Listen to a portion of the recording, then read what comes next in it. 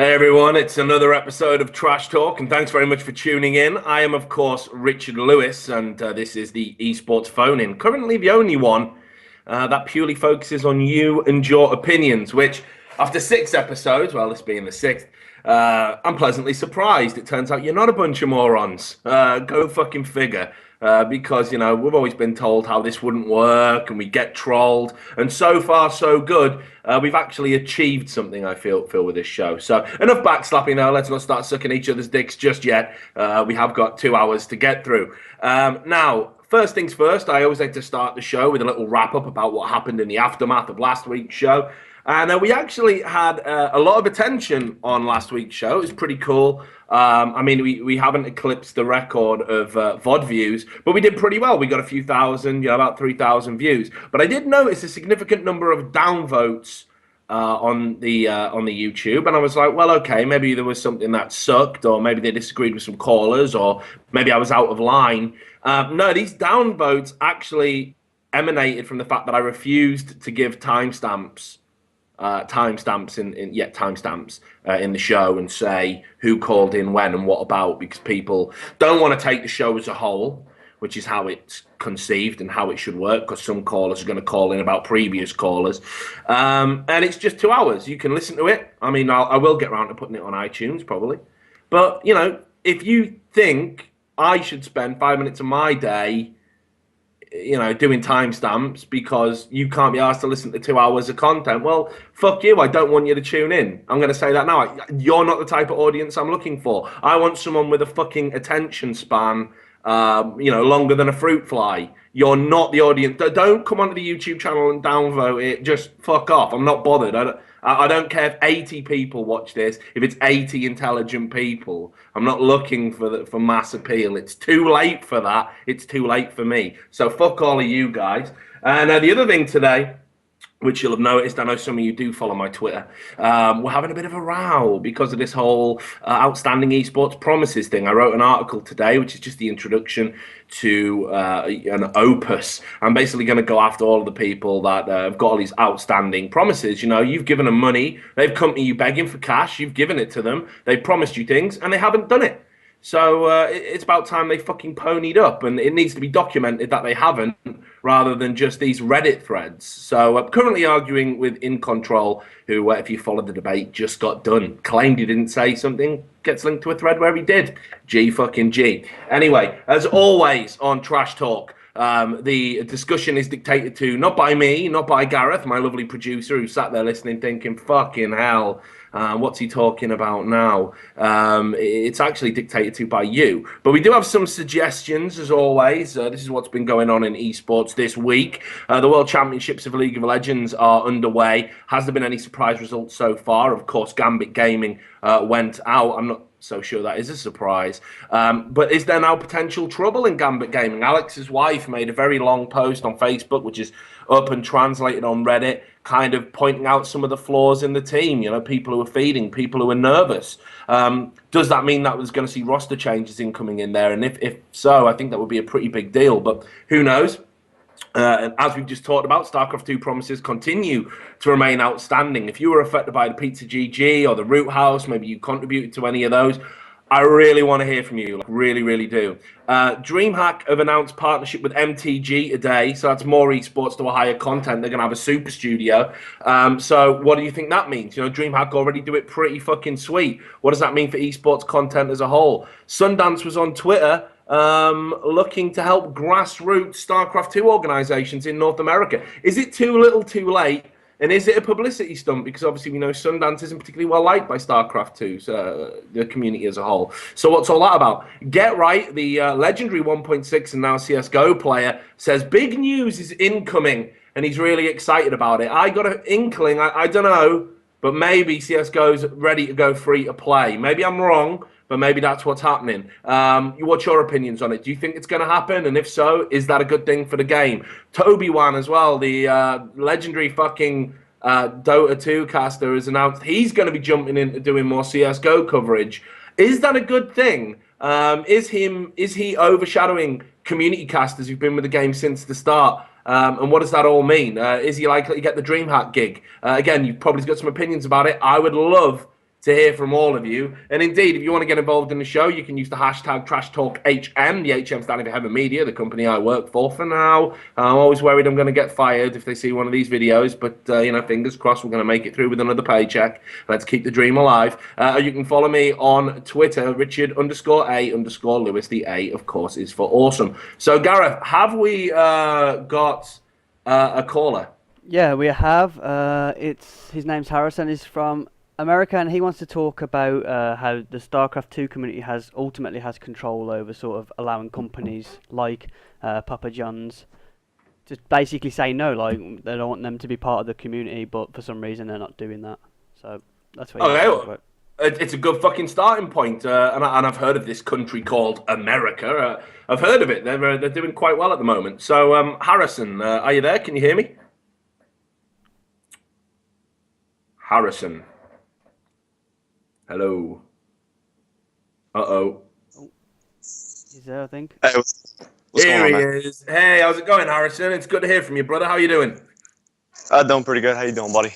Yeah, I'm not doing too bad. Whereabouts in America are you from? Right now I'm in Tennessee. I was originally born in Delaware. All right, it's a fucking great accent. I do love listening to this stuff. Again, amazing. So hit me with it, man. You're talking about how the community has power over promises like the Pizza GG stuff. So give me your take on it all. Yeah, man, it's a little bit of victim blaming I'm gonna do, so I'm probably gonna piss a lot of people off. But I thought we were kind of an intelligent community. So when I saw this Pizza GG thing and how much hype it was getting, it wasn't any content that they had already done or had actually like planned or had a set date and time and schedule. It was just a promise. And I mean, that's what everyone's pissed off about. So Yeah. I'm just wondering why we supported Papa John's when there's already Red Bull already producing content, tournaments, and all kinds of various things. When but we sink all this money into Papa John's, which just promise content, and it just showed a real lack of intelligence, I thought, in the community as a whole. Yeah, well, I definitely agree it was a dumb move. I mean, I made the point at the time, but I think it's interesting that you say there's already enough options out there. I mean, do you not think that it is appealing to have, this idea of the more the merrier? That the more big companies that are interested, the better it is for all of us. I'd be happy with plenty of like any kind of company doing what they want. Like I don't care who wants to throw their hat into the esports market. I would just rather see them put in the work first. We're relatively small, so we're a little bit. I mean, compared to like giant companies like Papa John's and Red Bull, so we're sort of easy to take advantage of if they want to, which is obvious. But so why not just say to these companies, hey, look, put in the work first, and we'll open you with welcome arms if you provide us with the stuff that we want to see, big tournaments, the training grounds, stuff like that. Even with Papa John's, if they had a set date, time, and schedule of when all these promises were going to happen, I would have been so much more receptive to it. Just more planning would have been nice. That's all I'm saying. Okay, well, what about though? I don't know. You also said you feel that the community, while being almost stupid in kind of giving over their pledges and giving over their money and engaging with the campaign, you also said they are kind of empowered to chase it up and keep these companies honest. So can you tell us a little bit about you'll have seen the same Reddit threads I'm talking about. That seems to be the number one way to sort of keep these companies honest. So I mean, do you think that's an effective form of kind of keeping people who take money and profit directly from the esports people into actually delivering on their promises? Yeah. We're the ones with the money, right? So if we don't give them the money, isn't that going to change? Isn't that going to force them to change up their ways a little bit? What happens when you've already given it up front? That's the only problem is we shouldn't really be giving it up front. We should just like not give them the money unless they give us what they asked for or what we asked for.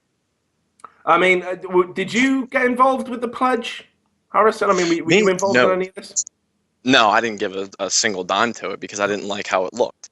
It was promising a lot of stuff that didn't have any kind of planning around it. I didn't see when these events were going to happen. I didn't even know if it was going to happen. So I just said, you know what? No, I live out in the sticks, so Papa John's doesn't deliver anyways. But even if I was living somewhere like I used to in Delaware, like I still wouldn't have asked for it. A, I don't like Papa John's. B, I didn't like how the business or how the endorsement model was running. I didn't like how little planning there was. I didn't like I didn't know when these show matches were going to happen or if they were going to happen. So I just said, no, you're nobody's getting my money. Like, you didn't plan anything, you don't deserve my money if you didn't put in the work. Do you think then that when this was all planned, and obviously, I mean, we're talking about Pizza GG, but there's a few examples of these kind of broken promises right now, which is what's kind of fired me up a little bit to talk about it. But do you think that if people weren't protesting about it and weren't taking to Reddit and bringing it up, do you think that the companies and the organizations would actually go through and do it, or do you think we'd just sort of sweep it under the carpet and never talk about it again? It would have probably gotten swept under the carpet, because I've seen this happen millions of times before, where even outside of the scene, even there's been a couple times even in the punk scene on the East Coast, which I was involved in for a little while, where I would see various benefits for some people that might have gotten into trouble, and they promised like a show out of it. Well, the money got raised, show never happened. People got pissed off, and it just wasn't good. The same thing probably would have happened here. Everything probably would have gotten swept under the rug. We would have heard nothing from the PZGG promises, and everyone would have forgotten about it. Have you got an opinion on the Root Gaming House? I mean, that for me, right? Like, again, I'll quote Jeff, and I feel comfortable quoting him because it's there in black and white, even though he says it's wrong to paraphrase him. In fact, I'll read it out. Fuck it, I'll quote it. What In Control said about the Pizza GG thing was, getting angry about it seems odd. If you partook in this activation, you got 50% off pizza. So that is kind of true. You did get a discount on your pizza. So I mean, perhaps that's the lesser of the two evils. With the Root Gaming House, they took 30,000, which was above their what they wanted, above their initial goal in their fundraiser, and promised people a bunch of content, again, deliberately vague, no, clear goals or outlines or time when it was going to happen. The players, again, this is verifiable on Reddit. You can go and read the thread yourself. Some of the players are saying the reason they're not in the house and the reason they've done nothing is because there's no air conditioning in the house, and they refuse to live in those conditions, which, again, is staggering. I mean, maybe, okay, it's a heat wave in California and it is pretty fucking warm. But I mean, come the fuck on. Like, I don't consider that acceptable. So do you have any feelings about that?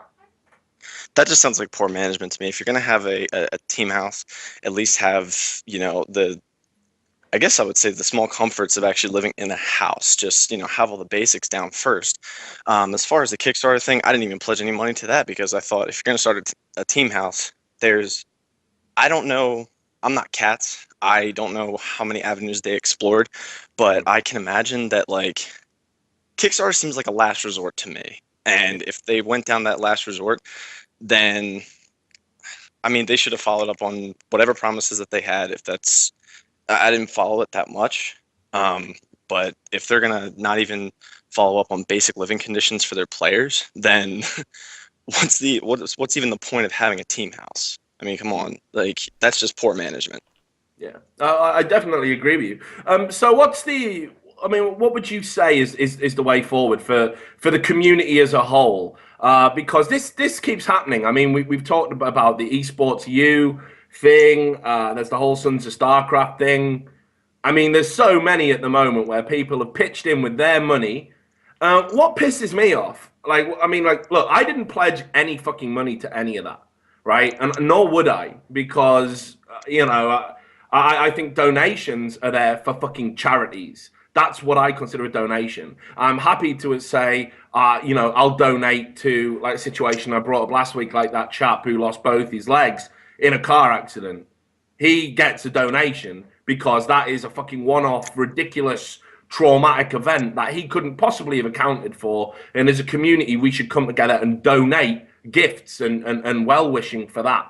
Donating to a fucking business, that is bullshit. They're a business. They need to figure it the fuck out, and if they can't, they can sink or swim like we all have to do in this wonderful capitalist existence. They don't share the fucking profits when, if they go on to be really successful in 2 years' time. They're not going to phone you up and say, oh, remember how you gave us that donation for the house? Well, now we got a turnover of 100K. Here's a fucking dividend. You're not going to get anything back, and that's fine if you're an altruistic kind of guy, but I think ethically it's very unsound. So I didn't do anything. But what pisses me off about it, is I don't know. It's like it wouldn't even take that fucking much for them to do anything for starters. I mean, these are all easily deliverable promises, but it's the kind of almost insidious fucking nature of you guys out there who donate work a soul crushing 9 to 5. Some of you are probably students and you have real fucking low incomes and you work depressing part-time jobs between studies. I know this is especially true in America because of the economic situation out there. And you can dig deep to help these guys not have to work a soul-crushing 9 to 5 and sit around playing games all day. And I think that fucking sucks that they then treat you with the sort of contempt to not give you your house tour or your little video. I think that really speaks ill of the people involved. You know, so my question to you would be, where does the community go from that? Like, what is the right step forward? Because we can't keep saying won't get fooled again, because we always get fooled again. Yeah. Well, I'm gonna remark on the fact that, you know, a lot of us are college students, right? And that's we don't have a lot, like some of us just don't have a lot of money. Like, I mean, I was even writing for you, boss, for a little while. Yeah, I remember back you. Yeah, when I saw the handle Gridlock, I was like, "Fuck, he volunteered for a bit. I should know this guy." So I disappeared for a while because I had just no time and even smaller on money. So when I donate to something, I want to know that my money's going to something, and I want to know that I'm going to get something. I'm going to get at least content out of my money. That I'm okay with. If you plan out the content, and this is where I'm talking to the community, if we at least have like a plan, like a set date and time for, you know, what we're paying into, I'm even okay with that. And to remark on the esports U thing, I think that was actually handled, I guess, sort of the best. You know, Artosis, sure, he fucked that up. He should have kept following up with it, but he did come out like a man and say, hey, look, you know, sorry I did this. To give you all like a free months, I think it was like a free month or something for what people paid into. That I felt was handled. Yeah, I felt that was handled the best, and I'd like to at least see that now. Say, hey, look, you paid into this, you know, you'll get something out of it, and then, and saying that the 50% off thing for pizza, I gotta be honest, that doesn't even mean a damn thing to me because I can take a coupon out of the freaking circular every month and get something, you know, get at least a half decent deal. So that doesn't matter to me whatsoever. I want to know. The idea that it's some sort of magnanimous thing, like, oh, you got 50% off. It's ridiculous because, as you say, right, the offer itself isn't important. Many people get the ability to offer you 50% off discounts, you know, associated stores. What the company is interested in is A, where the discount's coming from, and B, how many people are taking them up on that discount, which they can then, as Papa John's did, illegally bombard their phones with fucking texts and all sorts of shit to get repeat business because they're a fucking shit company. So yeah, I totally agree with you. I mean, to try and laud that as like, hey, but guys, it's not all bad. It's so poorly judged, you know? That's such a piss poor excuse. Like, I just the thing is I want a set date and time so they can't give me any bullshit excuse like they were too busy or something. To say that teams and stuff are too busy just shows a clear lack of coordination on their part. I want to see a set date, a set time when these things are going to happen. If they can't match up to it, that's their fucking fault, and they're going to have to take the fault for it. They can't come back and say, "Oh, we were too busy." Well, you had a date and time, so. What's the excuse here? We gave you our time, our money, and, you know, like $20 for some of us. That's like, you know, it's a little bit like being college kids and everything. You know, we're not all, you know, born into money. So, you know, $20, $40, whatever we pledged that's, you know, assets to us. So yeah, just a final thought then, Harrison. I mean, what would you propose? I mean, is there any way we could like mobilize Reddit to, you know, actually do something? I mean, how far would you be willing to go in terms of advocating bite back? Because we've seen the Reddit threads. I've got 3 or 4 of them up on my Google right now, and every time it's the same thing. We're working on it. Is it time to, you know, I mean, maybe take it further? I mean, you know, boycott, you know, associated sponsors. I mean, do we need to go that far so people get the message we're not going to be suckers anymore? I feel like if we're going to give them the message, like it's I don't know. Maybe I'm wrong, but I feel like it's a little too late with the whole Papa John's incident. They already know that we're pissed off, and look what they're doing about it. We haven't seen anything yet. So I would just say in the future, keep these companies to their word. Don't give them any money unless they have a set plan. Don't let them give you that excuse of, oh yeah, we're working on it. That's fine. You know, we're a little busy right now. No, keep them, have a set date, a set time, or at least like make sure that they have content ready for you already, such as Red Bull's doing with like even their videos. Their videos of like this is esports and stuff like that. That's even cool. Like I like that kind of stuff. I don't know. Maybe some people don't, but keep the companies to their word, and moving forward, just don't be a sucker with your money. Yeah. All right. Well, look, Harrison, I'm real glad that you called in. It's good to catch up with you again. Has indeed been a while. All the best for your studies, and hopefully you'll call in again next time you've got a bee in your bonnet. Yeah, we'll do, buddy. All right. All the best, brother. Take care.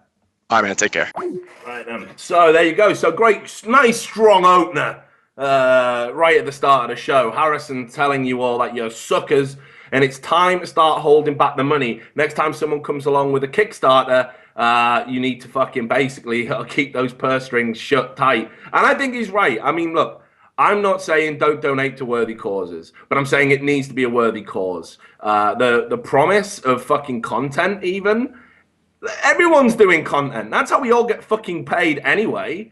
Like, I shouldn't be begging you to pay me so I can do my fucking job anyway. Like, maybe I would be better quitting my job. Well, maybe not me, all right? But maybe someone who like me, who isn't despised unilaterally, would, yeah, look at Gareth laughing, would be better off quitting doing this and saying, look, guys, I'm going to keep doing this shit independently, but pay me some money. But I think, again, that's just, it's bullshit. Like, it was like when Chobo Peon was saying, if you want a truthful journalist in esports, fund me.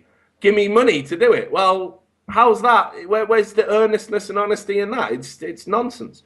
So I definitely think there's a lot of fucking problems right now in the scene. And it's frustrating. I see people in the chat saying, like, oh, Richard, obsessed with Reddit. He's got Reddit. Yeah, obviously. And here's why. Here's why I have to keep quoting Reddit, depressingly. Because A, no one in the fucking mainstream esports media want to actually do any investigative pieces or even just document this, even just write about this, even just do a little news post like Pizza GG still outstanding every 4 fucking weeks. Why aren't the press doing that? Right? I don't understand why, because it is fucking newsworthy. And the, fucking esports celebrities, they don't speak out about it either, because they don't want to speak out about it, because when it's their turn to fucking scam you all, they want the same courtesy. And that's bullshit. So the only thing you guys have got is fucking Reddit. If it doesn't go front page of Reddit, the companies affected don't give a shit. I lambasted Reddit last week, mainly because of the admins being fucking morons. But it does serve a very useful purpose, evidently, in this juncture. Anyway, enough of me ranting. As you can see, I'm fucking fired up today. But the show's not about me, as I keep saying, it's about you, even though I've been on my fucking high horse for about half an hour. So I'm going to get off it. Let's climb the fuck down and get another call. Gareth, who have we got? Yeah, we're going to have a guy called Maxim from Germany, and he wants to actually defend Root and EG a bit. Cool, well, someone's got to. And I'm willing to listen to both sides of the equation. So is that Max? Can you hear me? Yeah, I think. Hi there, Max. Yeah. I can hear you. That's cool. Great. So thanks a lot for calling in. You want to offer the kind of flip side to the coin. So why is that? Why do you think we should, defend Root, defend EG, and so on? Actually, I donated to Root, to the Root Gaming House project, so that's kind of perfect because he asked for someone like that in the beginning. Yeah. First of all, I think it's kind of blown out of proportion, especially like the EG thing, because obviously they didn't really think about this feedback from the community in the beginning. They couldn't even keep up their progress bar on Team Liquid in time. Like they took 1 week to fill that up, so I don't think they thought about fulfilling all of those things, especially this quick. And on the Root case, I think that people got stuff for their money. Like I paid €5 or $5 or something, and I got a replay pack. That's all I wanted from it, and I tried to that's basically why I spend money on them, and not because I wanted the content from the house. but that may just be me.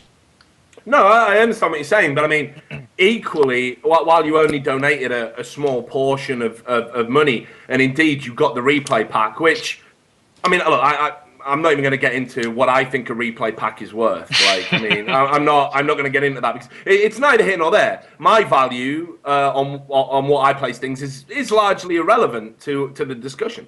It's totally irrelevant. In fact, fuck it, I am irrelevant. But what I will say is, you contributed to a holistic total of $30,000 plus dollars, which upon achieving that, they were going to set up a house. We were going to have rolling route content, and everybody who contributed towards that was going to get the benefit, that feel-good factor of knowing, hey, I fucking did that, and B, obviously, you're going to get to enjoy the content, which so far hasn't materialized.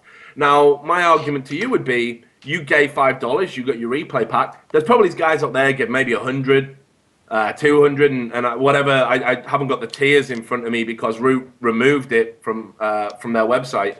I probably could get it up if I could be asked, but there's no point. So I mean, what did they get there? What they wanted, and ultimately, what it all boils down to, the final goal was getting Root in a house and getting this content from players and an organization that you're a fan of. And so far, that hasn't happened. I mean, are you honestly telling me you're not a little bit disappointed? I'm kind of disappointed, but even the people that like donated a bunch of money, there was I believe the first prizes were like you can visit them in the team house, and I think that happened. So I think those people got what they wanted. Well, it's interesting actually, because I do remember this bit. The guy, if you were the highest donator, you did get to visit them all, but only if you paid for the visit. Oh, okay. Yeah. So you had to pay for your own travel expenses. I mean, that was quite explicit. In the whole thing, which again I think is kind of lame and kind of sucky. Like, hi, you've given us all a bunch of money, and if you want to fulfill our promise, you've got to pay for it on top of what you've just given us. So I mean, I know you see what I'm doing here. I'm throwing things back to you, and I probably shouldn't be doing that. But what are your overall thoughts? I mean, like, why is it you particularly like Root Gaming, and why is it when you saw them having this fundraiser, you thought, I really want to donate to that. I really want to be part of that. Well, I don't know. I personally liked Kane Stream for a long time, so it was like a no-brainer for me. But what I know, I get the point that you bring up, that people want the content. They're like super disappointed that it's not being delivered. But like trying to contact the sponsors and shit, I think that's blowing it way out of proportion. Like, why would you do that? I don't know. I mean, yeah, they would get the message, but then everyone would be mad again, and we had like this. Like this dying game again, you know, like on Reddit, like we had, I don't know, a year ago, where people started to message sponsors when Destiny got mad on stream and stuff. I don't think that's the right way to approach things, even if they don't fulfill the promises. Yeah, I agree with that. Here's what I will say. I think there needs to be a distinction made, and that distinction, I think, is if you're willing to contact the sponsor because you're applying your own moral viewpoint to someone who happens to be in a more privileged position than you from an esports perspective. So, i.e., well, you know, I don't like certain words, so I want my esports players to not use those words. I think there's a huge difference between contacting sponsors over that, like, oh, I saw someone smoking on stream, I think this is a bad message, or I saw someone drinking on stream, or swearing, or, you know, using racist language in a humorous context. I think there's a huge world of difference between complaining about that, which I still think you are entitled to do so, even though it makes you fucking lame and pathetic, to even have the audacity to think you can just vote people off you don't like it's Celebrity Big Brother in esports, which it isn't. Just in case people didn't know that. But what I do think is there's a huge difference between that and we made you a promise, we didn't do it. Fuck you. You're gonna get it when we say. And I think I can understand people being upset about that. I can really understand people being disgruntled, and I can understand people feeling frustrated. And, you know, I would wager, Max, that most people didn't write to the sponsor straight away. I reckon they made a Reddit thread. And what happened in the beginning was those threads were getting downvoted into oblivion. Nobody saw them. And then it was like, after a month, people were like, yeah, all right. And, you know, middle of Reddit, people talking about it. Now it's getting to the top every time because people are frustrated. but nothing's happening. We're still seeing the same apologies, the same excuses, and therefore people are now 3 months afterwards are going to pursue other avenues, and I don't blame them for doing so. So, also, what did you think of the Pizza GG thing? I know it's a very separate thing. Root actually said they fulfilled all of their obligations in that. And it's only EG that have outstanding promises. Again, I probably need to check. But do you think schemes like this are good for esports? I think it's two different things. Like Root definitely took the money, and EG we didn't pay the money with the pizzas. Yeah, we get them the the traffic on the site and maybe some sponsorship with Piper Jones, which nobody knows about really. But we didn't give them money, and they didn't give us anything back. We paid for the pizza, so I think that one is extremely blown out of proportion because people think act like they paid them hundreds of dollars or something, which they obviously didn't. Nobody ordered 100 pizzas or something. So I don't know. I don't really care too much about pizza.gg, Root, a little bit more, but I think the worst one of all of them was the one Artosis did, because Artosis had specific promises, and you've seen it in pokers or something. When you try to get good at poker, you can subscribe to a poker site, and he wanted to do that for StarCraft, and he just didn't do stuff to it. I think that's the worst one of all of them, to be honest. And the thing is with Artosis, it isn't his first offence, so to speak. And look, I've had the pleasure of meeting and talking with Dan on a few occasions now, a couple of occasions. He's a really great guy. I really like him, and it pains me to have to lump him in with people I don't quite like as much. But ultimately, there's a principle at stake, and that principle is if you don't keep your promises, there has to be repercussions. But I do find it interesting that you're willing to give Root kind of a pass. But you're not a fan of Artosis Esports U thing. So, okay, here's what I'll ask you. I'll ask you the same question that I asked the previous caller, and that is, what do you think overall about this kind of model? People coming in, making promises in exchange for donations. Do you think that's a good thing for esports or a bad thing? I don't know. I believe it's good. No, I mean, if it's the way it went with a documentary that was in Sweden and wait, what was it? The documentary about Jaedong that was released just some weeks ago. Mm-hmm. You know what I'm talking about? I don't know the name. Yeah. You know? I couldn't tell you, but I know. I saw it released. If they were all handled like that, that would be great. If they would put up the money themselves and then get the money back in later, that would be the best thing. But I don't think we're up to that level yet, where people can just put up the I don't know 100,000 100K or something to buy a house. I don't know. I think it's necessary for our community. I don't think we have this kind of money yet, just laying around to start something without the Kickstarters. Yeah, but see, my argument to that would be if we don't have the money laying around, let's not do it, because it's like building a house of cards. If we take money and then we get used to something, and I've seen this happen many times. It was again, when CGS picked up a bunch of sub-tier esports titles and gave massive salaries and decadent lifestyles to esports people who were playing games that had never had that kind of money thrown at them before. When that collapsed, they still expected that lifestyle to continue. And the organizations and everyone else was like, well, no, we're not picking up the check. Now that CGS has blown $60 million, we're not funding it. And it took a long time for a lot of those scenes to recover. And indeed, many didn't. So I don't know. You know what, Max, though? It is refreshing. You sound to me like a very earnest and honest guy.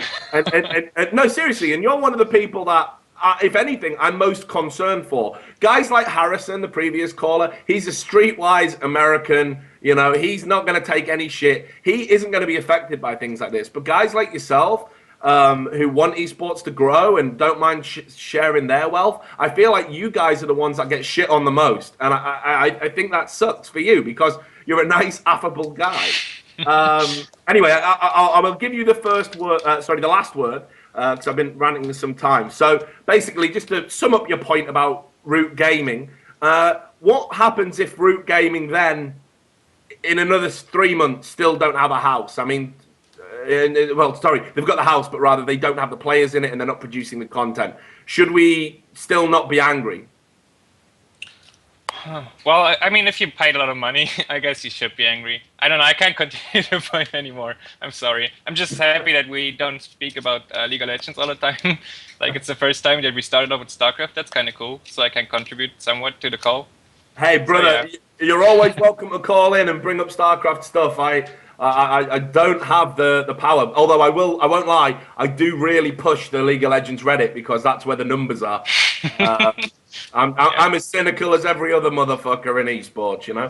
But anyway, look, Max, it was great talking to you. It was great to get a fresh perspective, and hopefully you'll call in again sometime. Thanks. All right, all the best.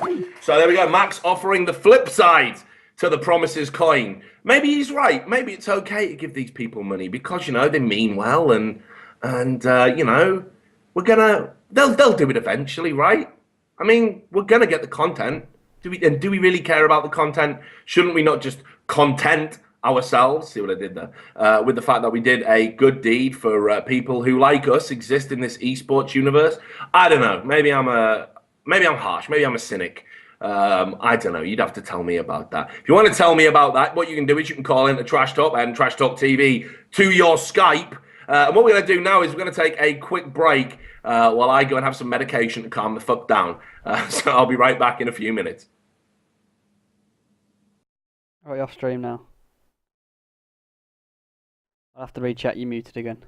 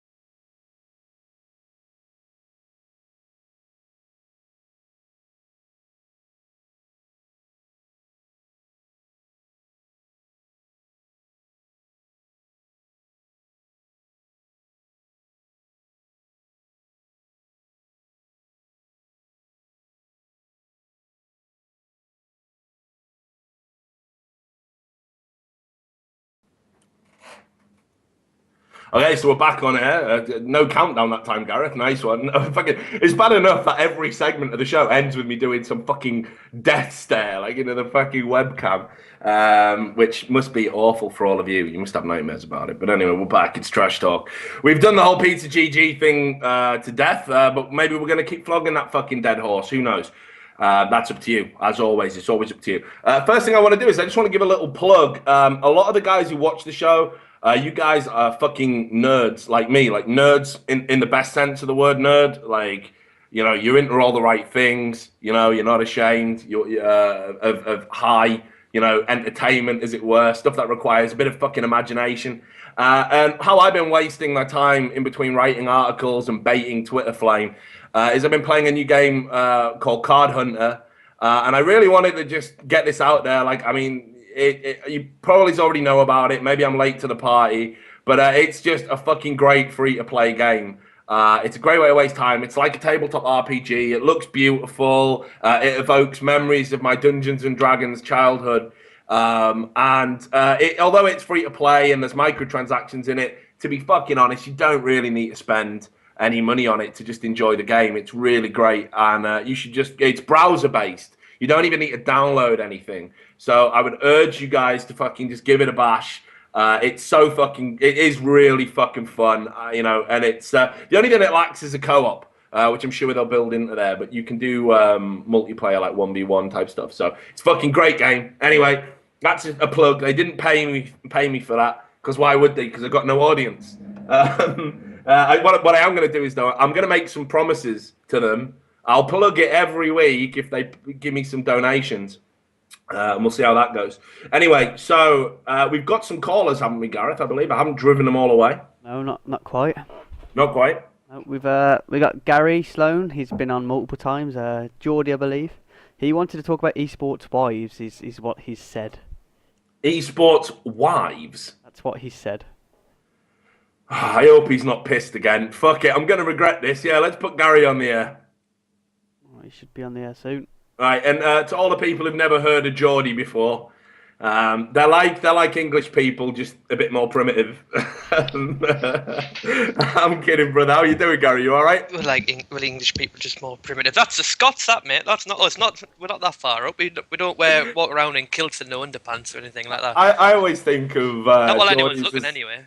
I was gonna say, I always think of Geordie's like the fucking wildlings in fucking Game of Thrones. Like, if anyone in the chat finds out that I'm actually from Durham and claiming to be a Geordie, shit will kick off.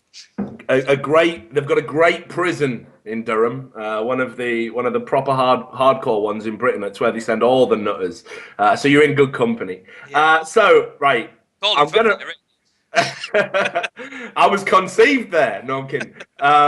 Anyway, right. That's like Freddy Krueger's Genesis story. That sucks. Anyway, so you're a Geordie. You have called in to talk about esports wives. I am gonna regret this so You're much. gonna love it, I think, because it starts off first with a bit of trivia, really. Because Okay, cool. I'm more from the daughter scene at the moment, and at the moment we seem to be having a little bit of an influx of esports wives. Okay. If people in the audience don't know what I mean by that, then I basically mean girls who are coming into very prominent, positions in the scene by doing basically fuck all, other than shagging and sucking a couple of things. Insert whatever here. Okay. But first of all, I just wondered, using your esports knowledge, is there any in other scenes? Like, is there any in StarCraft, or is this just a Dota 2 thing? Because I'm not 100% sure. Well, just go nuts, mate. It's your call. It's your time. Yeah. I feel like I'm a counsellor. Let's just you lie on the couch. You tell me what's your mind. It kind of goes now into the whole unpromised, broken promises thing. Does the name Sayuri ring a bell to you? Oh, hang on. Is that the Dota 2 chick? Yeah. Right. Yeah. I've read the threads. Yeah. I was doing some research actually before I went on live on 3 to maybe bring it up, and instead what I did was I waffled a load of shit about the Valve free-to-play model actually not being all that great, and the Dota 2 community have never forgiven me since. I think if I talked a bit more about this chick, I'd have probably endeared myself a bit more. But fuck it, YOLO, baby. Yeah, it kind of goes into her because, interestingly enough, today Sayuri actually reappeared on the scene. Right. She got the job as LGD International's manager because she's Interesting. sleeping with the captain. For real. For real. I can even link you the tweet from someone who I've got you on. I mean, right. Not that I give a fuck about a lawsuit. Because I mean, fuck it. Just please sue me and take all my esports millions. Yeah. I'd love it. I'd love the attention. Right, but I mean, can we actually verify that they're screwing first and foremost? Do you use the tabloids? Yes. They That's are verifiable. openly doing it. Even a Steam name has been changed. Loving Brax's name is and stuff like that. And basically, that she They might became just the be old manager. hands. She became the manager because Brax wouldn't move to China without her again. Right. And I just think it's ridiculous, given this girl's past of scandaling multiple thousands of pounds. Well, I mean, look. Dollars, sorry. No, and I'm glad you brought it up. This is a fucking great topic. It's actually for once a fairly consistent show. Mm-hmm. We are the theme today was bullshit, and now we've got bullshit plus tits. So fuck it. Everybody's winning. Yeah, well, exactly. This is it. This should have so many more viewers now. I'll give it a moment. But no, you're right. But I mean, here's the thing, right? Like, we're effectively talking about two separate issues here, and I definitely don't want to muddy the waters. The first issue is almost this kind of nepotism, if you like, this sexuality-based nepotism, which we've seen a few times in various elements of esports. I mean, fuck, man, I could name you so many girls in Counter-Strike that were doing ridiculous things. Everyone's got the pussycat zip file. And anyone who played CSS knows exactly what the fuck I'm talking about. Yeah, you. I'm talking to you. You looked at it. You did. Yeah, you did. So anyway, so there was that. But then obviously you got Pooksy Boo in fucking League of Legends as well, and the whole Voy Boy thing. Is that the one with his girlfriend, one of the really, really popular people? And he kept. Well, yeah. I mean, basically, it's really weird. Like the League of Legends community are they're an interesting community because it was like, the whole striptease thing, that didn't really seem like no one gave a fuck about that. Yeah, you fucking go for it, babe. You fucking do it. I can't imagine there being many complaints about that, to be fair. Yeah, people were just rating it on a scale of 1 to 10. But then the fact that she was polishing certain LoL players' knobs and getting her account boosted, this was a sin. This was morally wrong. Like, how dare... I've seen it land in that, and nobody's made that offer to me. I mean, my account, shit, it could do with some boosting. I like that. Someone's just fucking put in the chat, Legal Legend. Register that website today and become a millionaire, my friend. But anyway, so you got that. So that's one thing. That's a fucking separate issue, right? Yeah. What we're effectively talking about, gender and sex and all that scandalous and salacious stuff aside, is scammers getting second chances within esports. Yeah. Okay, so my question to you, Gary, would be how the fuck can we stop somebody getting that position and basically continuing to profit and benefit from an involvement in esports despite treating it with utter disdain? I think one of the ways that she managed to get around it is LGN's a Chinese-based team with Chinese-based organizers, and China's only recently been in the scene for like the last 2 years, basically, and this kind of all kicked off. This is probably going back 2 years ago, probably well over that, to be honest. So we think that a lot of people think that's how it kind of she managed to mangle her way into it. Like nobody actually knows who she is, and he's just like, can my girlfriend, can she manage? Yeah, she can. Well, because if she can't, I'm not coming. And that's how we think she's managed to get her second chance. But but surely we can we not apply? I mean, look, I'm not saying we should. I mean, maybe I don't give a fuck. Obviously, I do, but maybe I don't. Should we apply pressure? I mean, should a lot of people have. It's a bit. There's been tweets galore from a lot of the big daughter people, from Gods, from ex-people who've played with her, and other people confirming that they were together and why and stuff like that. But it's just whether it'll get any attention because they've blatantly done it for the player. And I just kind of wonder how desperate you have to. I mean, he's not even a good player. Well, here we are. Here's the thing. If Root Gaming can't get their players to go and sit in a house without air conditioning being there, I mean, Damn right, if you put a hot lass like Sayuri in the middle of that house and said, fellas, she's there, they wouldn't give two shits about the air conditioning. so I don't know, brother. I mean, what would you do? I mean, like, you click your fingers and make any scenario happen tomorrow. Well, I'm actually disappointed with the Chinese scene in total, because Dota itself does actually have, just like the SC2 scene and everything does, it does actually have, its overlooking body. And I would like to think that a Chinese team would be looking a little bit more seriously into who's managing their teams. I mean, I know it's a glorified position name, to be honest. It's just basically she's going to be the person walking around. Oh, I'm signing for these people into the hotel. She's not going to be paying for the hotel. She's not going to handle any cash. If she does, God help them. And all of this, it is kind of like a glorified position. There probably won't actually be much management done in it. But at the same time, you'd think you'd do some sort of interviews or, background checks, or what makes you applicable for this job. Oh, wait, by the way, I stole $2,000. I'm really good with money. Maybe that's what she's being hired for. Because, I mean, if we look at the behaviour of other organisations, it seems that being able to steal money is a fucking prerequisite. So maybe. It's funny, actually. I don't often do this, but you've tickled me, Gary. So I'll tell a story, which is kind of relevant, but not. Back when I was a music journalist, I've got a scar actually here, which is from a hammer. Right, and back when I was a music journalist, yeah, this is why my brain is so fucked, why I'm all out of whack. Back when I was a music journalist, right, I did a fucking a story about this guy called Tom the Voice, right? And he was a Tom Jones impersonator, and he was going out to the 2002 World Cup in Korea and Japan because he to sing fucking Delilah and all that shit, because English pissheads love a bit of Tom Jones for whatever reason. So I had to interview him, and all night this fucker was giving me the dodge. And he kept saying, oh, ask my manager, when the interview was there. And the manager was this good-looking, blonde, and a woman, just in case. Just in case. All right. So anyway, I kept asking him, and she'd be like, oh, yeah, no, we've really got to do it in a few minutes, blah, blah, blah, blah. They strung me along all fucking night, like all night. I mean, they literally just wasted so much of my time.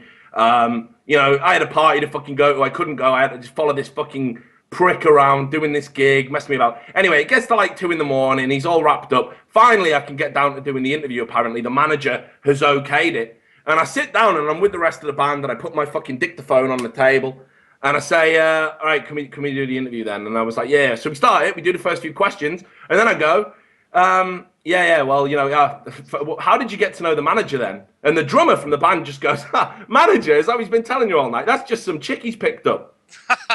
Right? Like, he's just fucking her on the side. And I was like, all right, well, thanks for wasting my time all night. But Tom, the Voice, didn't like this at all, like, because it was on tape. So we got through what was a very awkward interview at this point. And at the end, he went, yeah, mate, can I just get that tape? Because I'm married.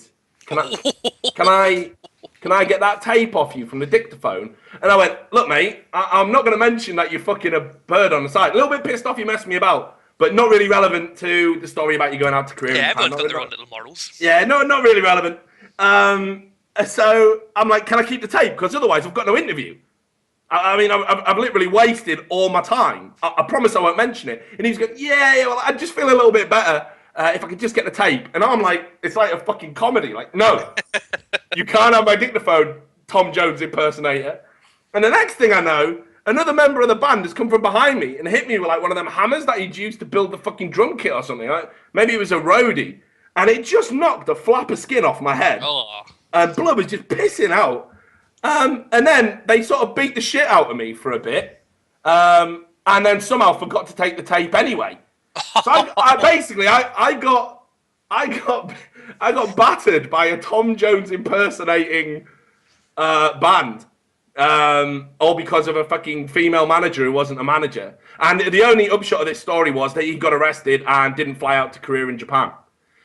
So there you go. So not fucking relevant story. But I guess in a way, just to link it back to esports, There's This the is how evils. useless you have to be a manager. You just have to be shanking someone. There we go. This is. I mean, yeah, exactly. They beat me up and didn't even take the tape in the end.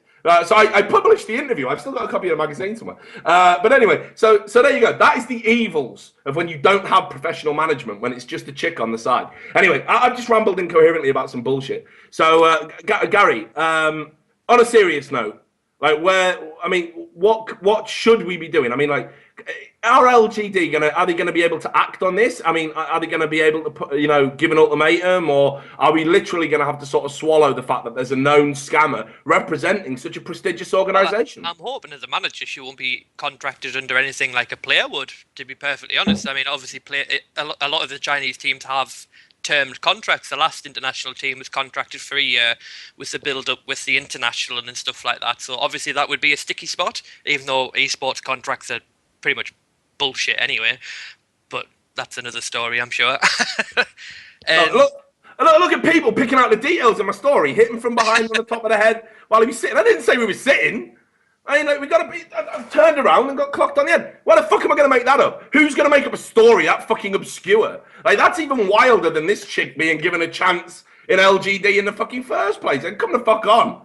Like, I know. This is why you can't let people, behind the veil of what it's like to be a fucking failed journalist. No one believes the crazy shit that went on. So, Gary, I tell you what, why don't you make something happen, brother? Because you brought the story to my attention. Because it's kind of something that I have tried to make happen, though, because by trade, I actually am a manager. And obviously with esports, I look for opportunities and stuff like that. I've done a lot of startup projects. I've done a lot of helping with things. You're familiar with the Carnage people. I was going to help them at one point, but we never got round to that. And it's quite frustrating as well, because I know there's people out there who are perfectly capable of doing it. I've done it before. I'm, close friends with Odie and stuff like that from Dignitas, and it's just, I don't think there's anything that people can do to get these people to hire a decent manager. And it kind of lies with them. Or like I say, the other problem is that LGD probably do have their own quote-unquote manager, but then we've got this like an overall player or team manager, if you know what I mean. Like I say, the person who signs all the checks, dishes all the money out, does all the traveling and stuff like that.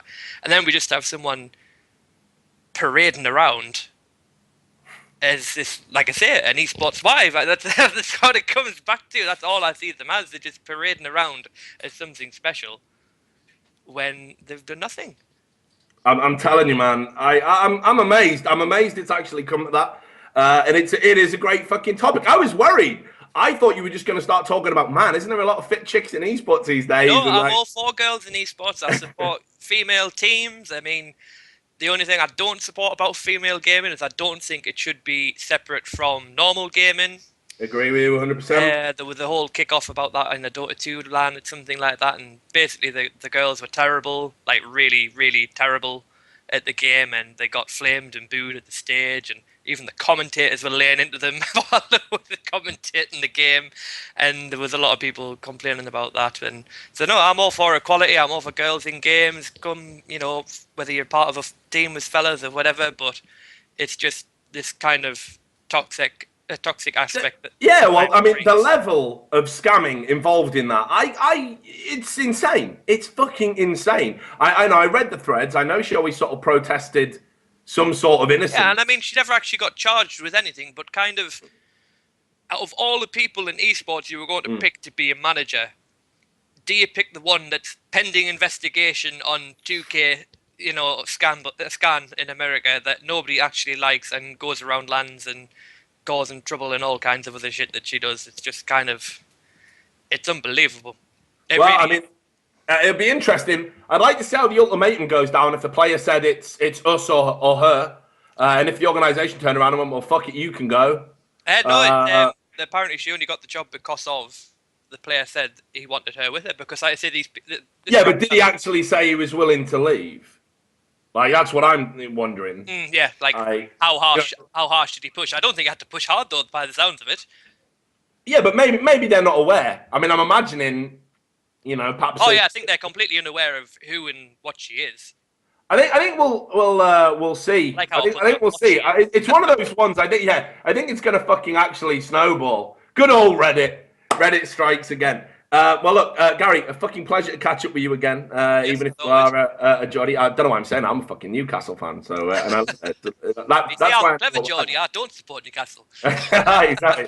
You're one of the few that can fucking read and write and that. No, I'm even worse. I was born in Liverpool, so I'm a Scouser / Geordie. That's probably two things you don't want to be combining together. I was going to say, don't let that get out, or they'll have to put you down in a fucking laboratory. Like, it's.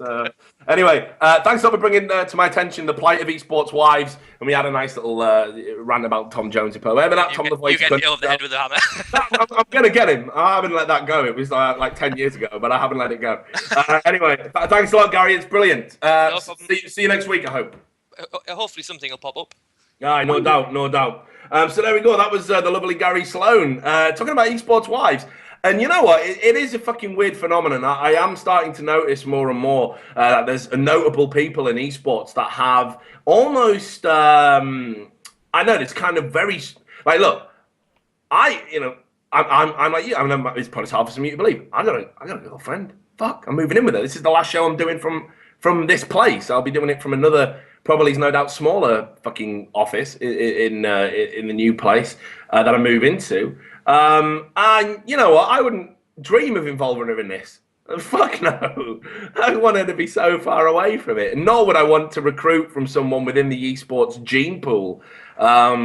I don't think that's particularly healthy, but I'm not a relationship counselor. What I do know is, ignoring all the bullshit about women and relationships and all that side issue, scammers need to get the fuck out. That's what I do know. And if you get caught basically taking someone's money once, you should be hounded to the fucking ends of the earth every time you try to come back into esports. And it doesn't even matter if you've done something good. If you do something good, but then you do something unbelievably shit like that, like a scam, you should be drummed out of esports forever. Fuck rehabilitation, fuck second chances.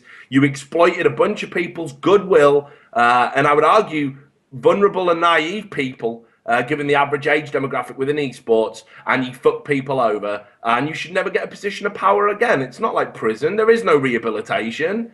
I don't even allow people like Angel Munoz, who did build something initially and did revolutionize esports in a way, to come back like he does every 3 years, saying, hey guys, remember me? Fuck him. And he did something. He didn't pay out prize money. He encouraged every greedy little fucking scam artist to basically rob people, because they saw the bigger the lie, the easier people would believe it. And that was thanks to him. That's his legacy. So fuck him as well. Anyway, maybe you've got another target for esports wives. I like this, Gareth. I think this could be a regular feature. Yeah, it seems to get people interested. We got a few people coming in. Yeah, a huge viewer spike. What's interesting though is how close to the wind can we sail before I get called a chauvinist? Well, we can find out, I guess. I mean, it's not sexist, right, to target esports wives? I don't think so. Maybe we could target some esports husbands as well. I mean, would that work? I think, probably not. That's probably like everyone else in esports or something. I don't know. Well, we'll try. We'll try and keep it equality based, because I don't want to be accused of hating women. That's not true. I don't hate women. So who's the next caller? Adam Hartley from Definitive Esports. Yeah, Adam from Definitive Esports. For a minute there, I thought you were going to say it was that chick. that would be perfect. I would love that, but that would top it up. Can we get somebody in the next break to ring in pretending to be her? But we probably could. Let's try and make that happen. And also, just notice, I'm talking about how I'm worried about being called a chauvinist, and then I used the term chick. Sorry, I'm a bit of a dinosaur. Anyway, Adam, what have you got to talk about? Drag him in. Oh, hold on. Yeah, we need to bring him in. There we go. Here he is. Adam, can you hear me, brother? Oh, Adam. Oh, it looks like he's Oh. He's hung up. He's had enough. He's actually accepted the call. He's should we give him a couple of minutes or? Oh, he's back. No, I tell you, should we come back to Adam? I'm after the Tom Jones story. I'm all out of material. I can't fill any there, Gareth. That's it. I'm done. All right, we can get someone else in then. In the meantime, and hopefully he can sort out his microphone. So we've actually got guy called Chris from America. He wanted to. He has actually got something to add on to this whole esports wise thing. But there was God. there was a few other topics he wanted to talk about as well, though. Cool. Well, fuck it. Let's keep the ball rolling. Can you hear me? Are you on air? Hang on, drag him in. Faster, Gareth. Oh, Faster. sorry, I dragged the wrong person to start with. That's all. Oh, yeah, okay. yeah. I just had here, this on. here he is. How are you doing? Good, good. I just wanted to, just real quickie, it's like all the women, they get so defensive about like guys, like, oh, you're so chauvinistic. Has there ever been a chick, a broad, oh, you got nice, who is there, baby? Like fucking like the 70s or I don't even know. I'm young. I don't know the time frame. Has she ever walked into GSL and then some guy was like, whoa, hold up right there. Do you see that? This is a dick shrine, okay? So get those fish flaps out of here. Fucking does a check. Turns to his bro and high fives like, did you see that chick? She tried to play esports. No one's ever done that. If you're good, you can play. Nobody cares. In fact, you actually get more boons for being a good chick. Whoa, did you see that chick? She's Masters Leaguer. She's Diamond 1. People love to see that shit. What I will say is, looking and that, Jesus Christ, you're gonna get 30,000 viewers. but Like, my being a girl is good. Yeah, my issue is when they sort of buy it, because I consider that actually to be sexist in a way. I consider that to be almost exploitative. Exactly. They exploit, like, the penis, which is already ridiculous, like a fucking divining rod, like, running us around. It's not fair. They have all the ammo. Well, no. I didn't mean that women were exploiting the men. I meant that the men are exploiting the women, because what they do is they create this opportunity within esports based around your attractiveness on the male form, and I like the real world. on the male mind, I should say. And I had this, I've had this argument before with a few females in esports, and the conclusion we arrived at was that attractive people are more desirable in esports anyway. Like no one wants a fat loser, be it male or female. But I don't watch Batty Cast. no, which you're on the wrong show for that, by the way. But yeah, what I would say is that women. I don't know. There seems to be that you can actually be dog shit at the game, whatever the game is, and still hold this artificially high position based on your bubbly personality and your good looks and good figure. Which I feel there's a lot of average guys can't really fall back on that. But that's what my other thing was too. That like transitioned to that was you have like the thing about esports, and I feel it's like the root of the big problem, right? You look at a real sport. You look at LeBron James, right? That guy is a talent. I don't know anything about basketball. If I watched him, wow, that guy is so much better than everybody else, right? Give him money. Yeah. But you look at esports, and you got guys, it's in games that are really hard to differentiate skill levels, and they're maybe not that good, and they've got tons of viewers and tons of popularity. Now, I'm investing in that guy because he gives me the most viewers, which is where the money is, right? But where's the motivation for me to get good?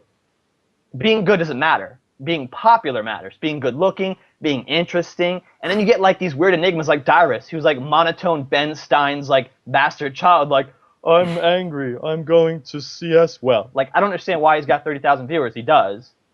Like, I don't... He is a character.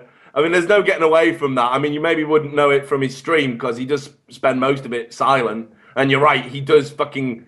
say his emotions out loud. I'm hungry. I'm tired. It is fucking. But that's why I enjoy watching it. Consume. Like,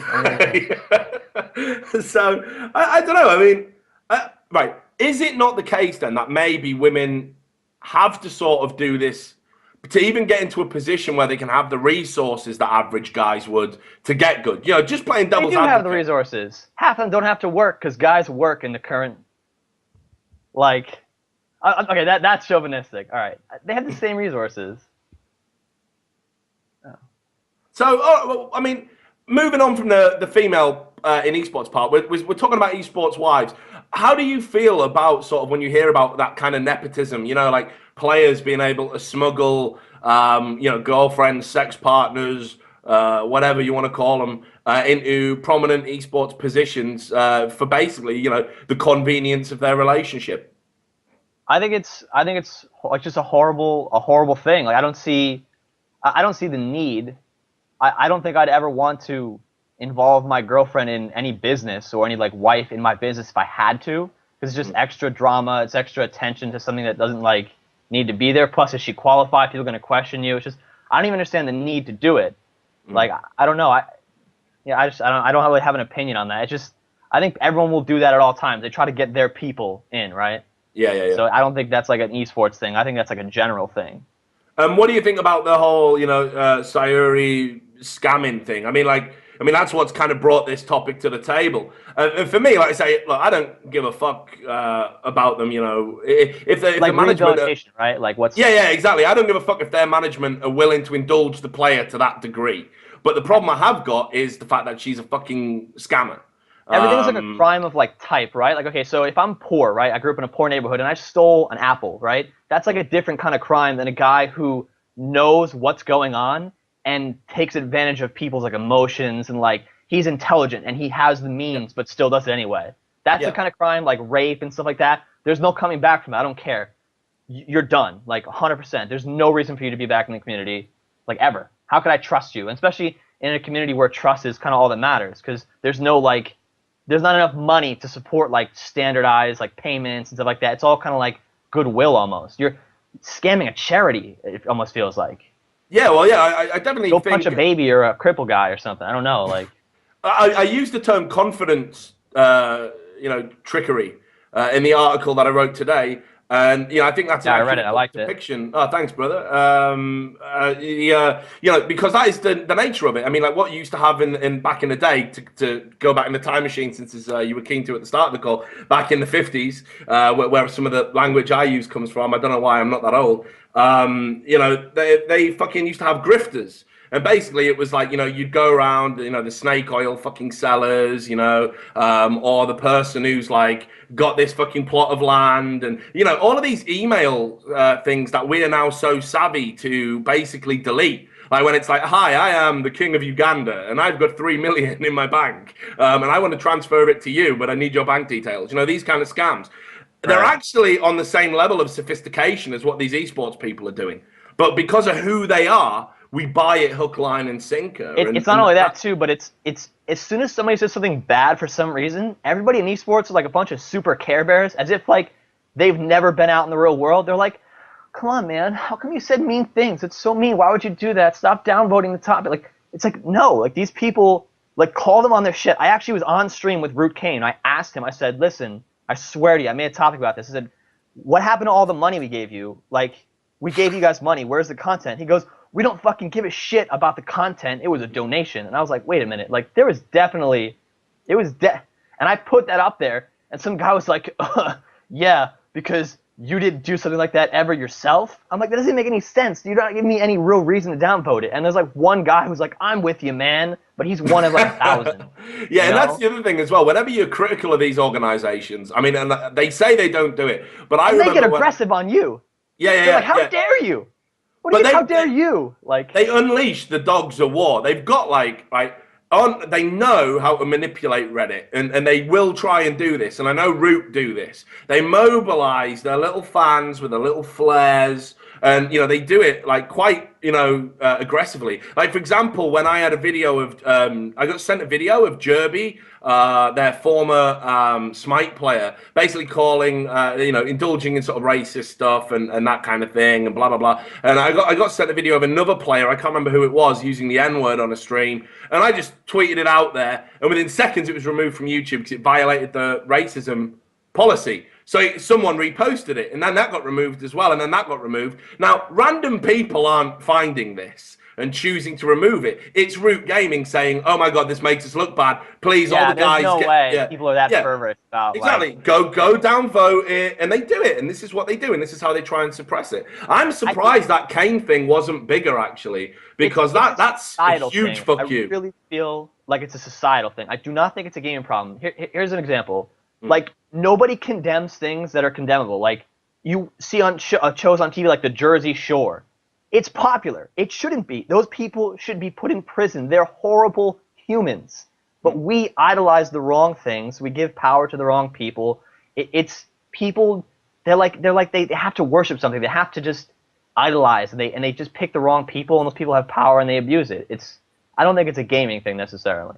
Yeah. Well, what about then? Okay. What would you be doing? Because I feel I really feel for the people who have had the money kind of, and been scammed. And look, it's not boohoo. It's not the end of the world. They're not going to lose their house. It's not like some guy ringing up old ladies and saying, can I just check if your credit card number's lucky and things like this, right?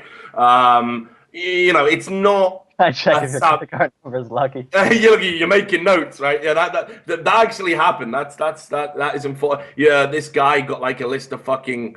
Mom's gonna die. Quickly, give me your credit card. Oh shit! Like. Oh, what they do is they what the guy was doing was he got like a calling list of all these people in like a retirement community, and he would ring them up pretending to be like from a radio show, and he'd play jingles and stuff down the phone and be like, all we need to do now is just check if your credit card number is lucky. Can I get the number on the front and the security code on the back? And today's winner will send you a fucking car, blah blah blah. And of course, then he goes and has a jolly up with the money. So anyway, it's not like that. It's not. Yeah, so remember that one if you ever fall on hard times. But it's not that way. It's not as bad as that. What it is effectively, like I say, just there is no redress for it. Like you say, you call someone out on it, they say, fuck you. It's a donation. And they're kind of right. So what do you think people can fucking do about it besides the Reddit threads, which so far haven't done a fucking lot of much? It's the foundation of esports, I feel like. There's nowhere else to go. So it's like the lesser of two evils. If I want to enjoy esports, I kind of have to just, in good faith, be like, I hope they do something this time as you hand over more bills, and maybe something good comes out of it, because you're generating your own content.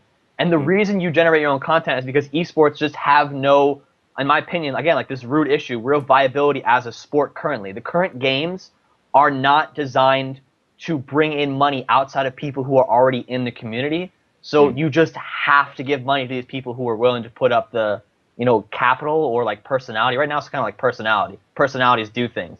Day9 does something, In Control does something, TSM does something, whatever else. If Navi did something, it would be a big deal for Dota 2.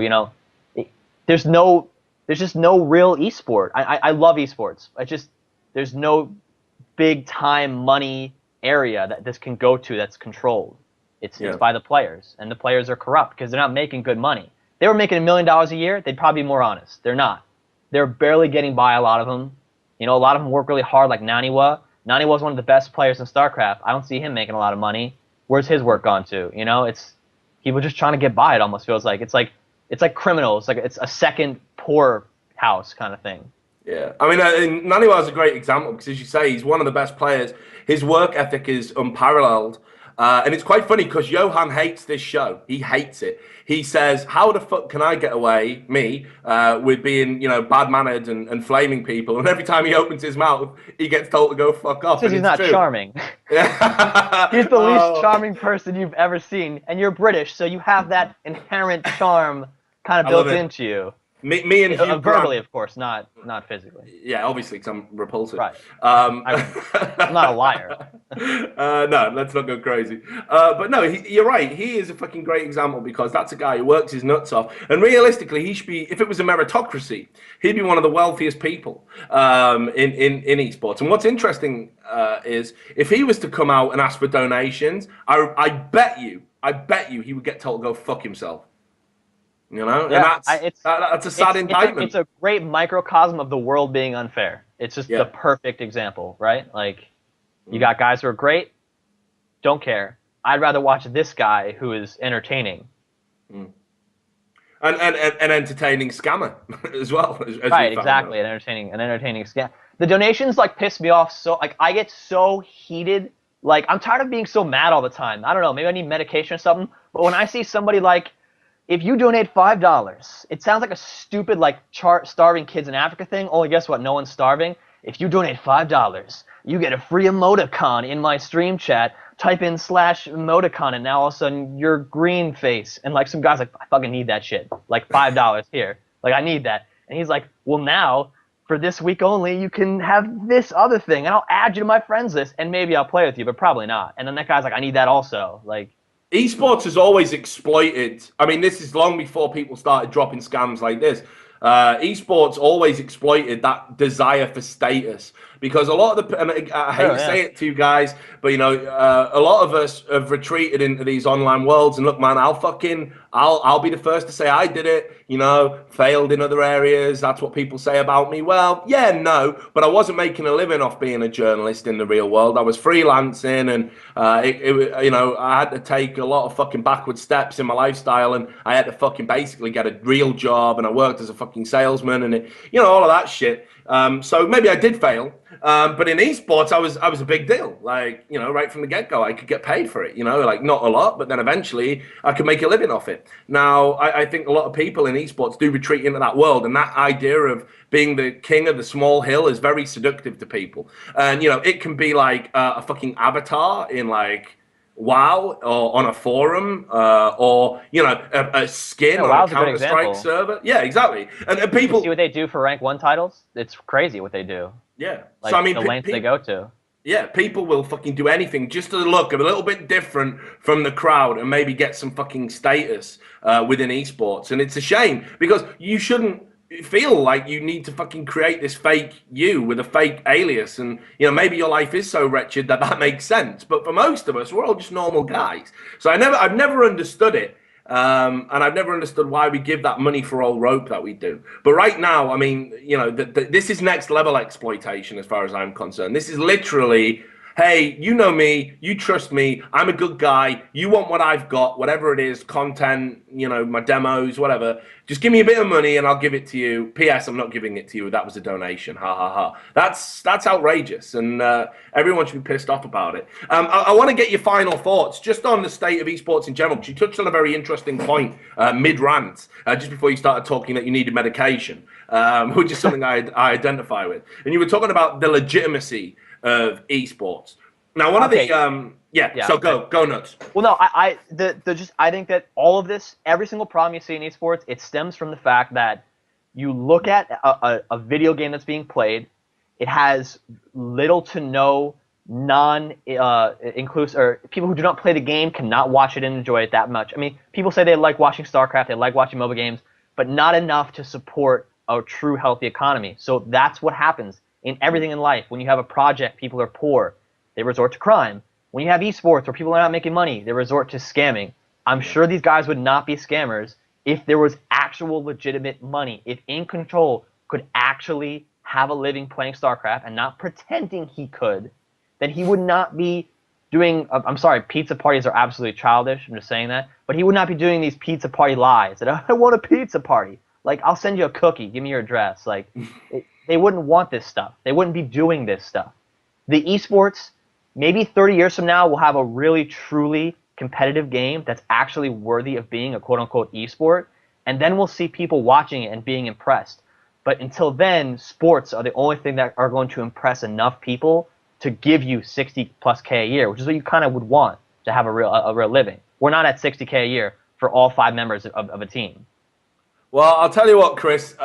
You're my favorite caller of tonight. You've Wait, jumped. I was the first caller that was the favorite from the BLC comment, and I want to tell you one other thing.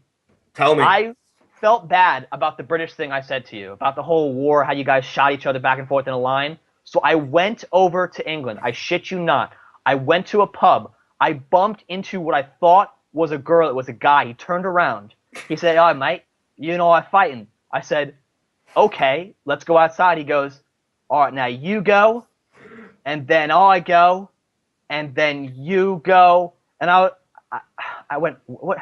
He's like, "That's how it goes, mate. You go back and forth." And I just walked away because this is ridiculous. This is 300 years later. You're doing the same fucking shit. Get it together, man. I love the fact you've come with material prepared, Chris. And that's... I thought of that the second I came off. Listen, you need me as a regular on this show. Mate, Stop I'm telling you, we do. Times. I will come on. I will bring the American pizzazz that made us win World War II, 1, and whatever else we're doing now. I'll bring that. Mate, I'm so glad to have unearthed you. And you're my favorite caller of today. Hopefully someone can top it. But you know what? In amongst the humor, mate, you've made some real good fucking points. And hopefully you don't mistake men for women on a regular basis. That's what I'm going to wish for you. Fingers crossed. But thanks a lot for calling in. A real good call, Chris. And hopefully you'll be back next week. Wednesday, same time? Well, always. Unless, I mean, I will. I move Unless the house. days that they weren't that time. Yeah. Unless it can't be asked. I'll probably be unpacking stuff. But I say that expression, no one gets it where I live. All right. Sorry, I don't want to keep you. No worries. Look, Chris, great to talk to you again. See you next week, I hope. Peace. All the best. So there you go. That's Chris. And when he's not baiting the Brits and to talk about how the Americans won the war, he's basically making good points about esports. And I like it. I like his vitriol. He's very near the knuckle, but I think he's made some good points there. And although we did fucking meander through basically all of the points that we talked about in the show, but that's what Trash Talk's all about. And if you want to call in and be the next fucking Chris or the next Ben, all the regulars that we've unearthed on this show, which the viewers are starting to fucking enjoy, add Trash Talk TV to Skype. Just one little point before we go to the final break, and I'm going to go get some fluids. Oh, God, I hate it. I can't pronounce his name. But a guy tweeted something really awesome at me. I think it's Swenka Durkle. Swenka Durkle, which, yeah, it sounds like a fucking character in Willy Wonka, but sorry, brother, if that is your real name.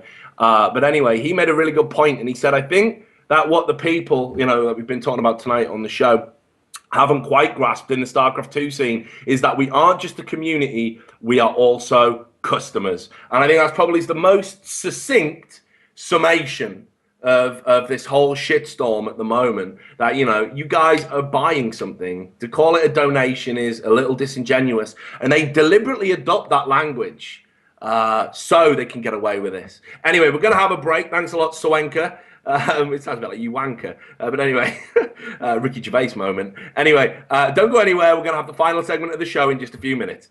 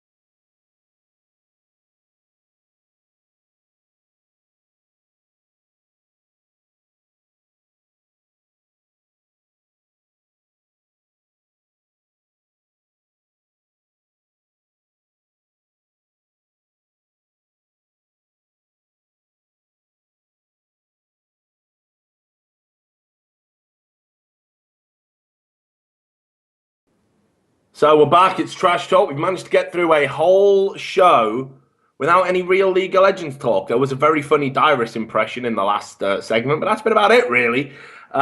We've got about 25 minutes to go, and I'm going to try and wrap this up in good time today because it's payday for me. I got paid today, so I got money burning a hole in my pocket, and there's not a fucking drink in the house, which is a tragedy.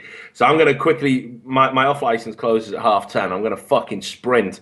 And it's the only time I do sprint to get there before closing time to see my good friend Sam of Sam's Wines and basically hand over some of my hard-earned cash so I can drink myself into a fucking coma. Anyway, we tried to connect Adam earlier in the show. Gareth, have we managed to figure out the technology? Can we rebuild him? Yes, we should be able to, and he should be in the call. All right, great. Well, I know Adam very well. This is Adam from Definitive Esports. For those of you who don't know, another regular. It's good that we're starting to get this bank of regular callers. They're the cornerstone of any phone-in. So anyway, Adam, I know you want to add a little bit to the whole promises thing, but the esports wives thing tickled you a little bit. So yeah. It really did. It was just like we've seen this so many times in the past. Like we've had it with every LAN that I've ever been to. You see the pro players with these skanky hose that you see in the morning, when you're going up to go and start an early day at an LAN, and you see the walks of shames constantly. But I mean, isn't that like? I mean, that's changed quite a bit, isn't it? From like. I mean, do you remember where esports was, I don't know, like 5-6 years ago? Where, like, if you saw a woman at a LAN, it was like Bigfoot or something. Like, serious. Like, you needed to take a photograph of that shit and claim your $10,000 fucking reward because there was literally, it just didn't happen. I mean, like, I was amazed when people first started bringing their girlfriends to LAN just to prove they had one. And it wasn't, Pamela fucking Henderson or some sort of, inflatable Ingrid or whatever the fuck. So, yeah, I mean, and look, again, like this, what I don't want to do is, look, this isn't a fucking boys-only treehouse. I mean, I want more fucking female people in esports, and not for any kind of snide, sexual innuendos. It's just we need people of all fucking denominations, genders, sexualities, nationalities, because, it's when people come together and you get that cross section, that's when you're going to get the best fucking ideas. That's when we're going to achieve the most, by being the most inclusive and the most diverse. Definitely, but at the same point, like I know many teams where there are girls that literally fly the world to follow these teams around to literally sleep with them. Well, groupies are interesting. I mean, I wrote an article, the Chaos piece, where I got told by several people who were present when TSM were kind of at the MLG, and Chaos was there, and people were saying he blew off practice with some women. X-Special actually responded and made a vlog saying that wasn't true. There were no girls involved. I mean, maybe my sources lied to me. I don't see why they would, and they were definitely there. But anyway, maybe not. But I mean, it's interesting, isn't it, that now esports personalities are starting to get almost the trappings of fame. Like, there's money, there's lifestyle, and now the final fucking part in the triumvirate of success, women. And maybe that's a good thing. I mean, again, maybe we shouldn't say it's a bad thing. Sure, the parents of the groupies should maybe sit them down and have a little stern talk about them and do some fucking parenting. But again, that's neither here nor there. I mean, I imagine professional sports players get fucking all kinds of strange ass. Yeah, I completely agree. I'm just very of the nature of some of these people. Like, I know a lot of the times where it's reversed, where there are like female gamers and there's men who pursue them and stuff like that, and it's seen in a very negative way. I think. Yeah, we don't call them groupies. We call them stalkers. It's an interesting difference, isn't it? Yeah, but going back onto the actual subject of wives, and when we got onto it before about Dota 2, specifically in StarCraft 2 and League of Legends, you've got those same kind of peoples. You've got Anna Prosper from EG, who was a model, and then instantly just popped up to being the StarCraft 2 like media person. He then became the team manager a little bit when Scoots left, and then did a little bit for them with the mail call, and then a little bit extra with their table sitting and asking them questions, and then like Machine Eats, and it's just like, what the fuck are you doing? Yeah, And I know what you're saying. It's weird. It's very hard for me to sort of, I know, kind of find that middle ground where you don't sound like a prick. Yeah, exactly. That is the word. You don't sound like a prick, but equally you're highlighting a very worrying trend.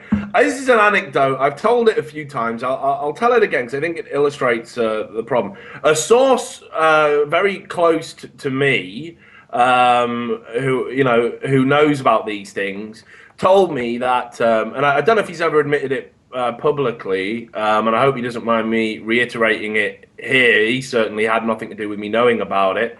But Red Eye, I believe, had expressed an interest in being associated with maybe doing some League of Legends hosting, perhaps at the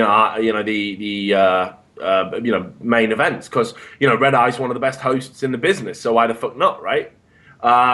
And apparently, according to my source, they said they prefer to have female hosts, like out and out. They said it.